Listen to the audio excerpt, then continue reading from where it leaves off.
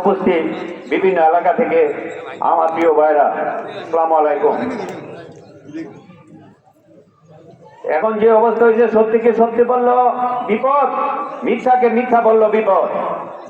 আপনারা জানেন আমাদের একটা ঐক্যের মিটিং হয়েছিল বাঞ্ছারামপুরে। ঐক্যের মিটিংটা কিসের জন্য হয়েছিল? যে যদি সাকি সাহেবের নমিনেশন পায় তাহলে ঐক্যবদ্ধভাবে আমরা যদি মাঠে নামতে পারি তাহলে হয় খালেক সাহেব না পলাশ যে কোনো ব্যক্তি দাঁড়াইলে আমরা পাস করতে পারবো। কিন্তু এই ঐক্যের পিছনে যে ষড়যন্ত্র ছিল আপনারা মনে হয় দুদিনে বুঝতে পেরেছেন। কয়েকটা মিটিং হয়েছে, পরপর কয়েকটা মিটিং হয়েছে। লাস্ট মিটিংটা হয়েছিল বাঞ্ছারামপুর ঈদগাহ মাঠে। ওইখানে প্রত্যেক ইউনিয়ন থেকে লোক এসেছিল। সব ইউনিয়নের লোকেরা বলেছিল যে এখানে ডিসিশন দেওয়া হয়েছিল খালেক সাহেব, মুসা সাহেব, পলাশ সাহেব। মোদা সাহেব বললো আমি নির্বাচন করব না।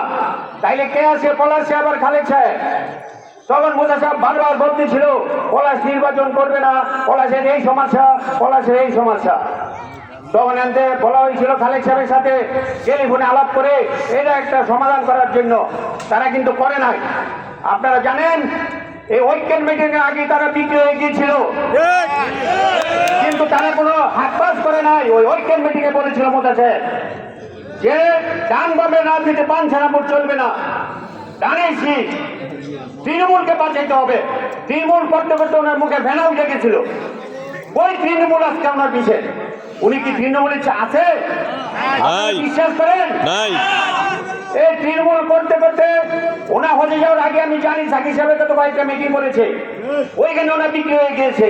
তারপরে আপনারা তৃণমূল নিয়ে অনেক খেলা খেলেছে, অনেক নেতা আছে। আপনারা সাবধান হবেন, প্রত্যেক ইউনিয়ন সজাগ থাকবেন। বিএনপির লোকের অফিসে বসে সাকি সাহেব নির্বাচন পরিচালনা করতে হবে এবং সাকি সাহেব খালেক সাহেবকে সমন্বয় করে খালেক সাহেবকে নির্বাচনী সমন্বয় দিয়ে নির্বাচনী মাঠে নামতে হবে। প্রতিবাদ জানাবো। সাকি সাহেব মন্ত্রী হোক, এমপি হোক, আমাদের কোনো আপত্তি নাই। উনি সম্মানী মানুষ, ওনার বাঞ্ছারামপুরে মন্ত্রী হলে উনি সম্মানিত বোধ করবো আমরা। কিন্তু ওনারও জানা দরকার বাঞ্ছারামপুরের দালালগুলি উচিত চিনা দরকার।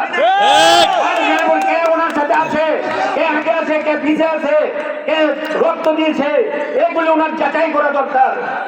তাই আমি বেশি কিছু বলবো না, আপনারা অনেক বক্তব্য শুনেছেন।